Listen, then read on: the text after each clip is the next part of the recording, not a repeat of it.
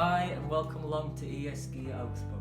Now coronavirus is wreaking havoc all over the world. Lots of us are stuck in our houses right now.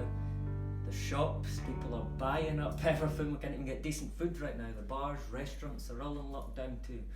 So now most of you know I'm a football expert, Arsenal. But what most of you didn't know is I'm quite good at cleaning. Now I'm here today to show you and give you an isolation tip on how to clean your sink. All you need is some of this stuff, some salt, and optional if you have a lemon too. So all you want to do is you want to get your lemon, preferably a whole lemon. We don't have whole lemons in this house, but you put salt on it, get that all over, and then you just rub it around here. Just rub it. And then you just wipe that away. And then that's clean. Don't forget this coronavirus thing, everything needs to be clean.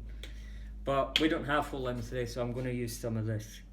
Put a generous amount all over it, and then you just wipe it away.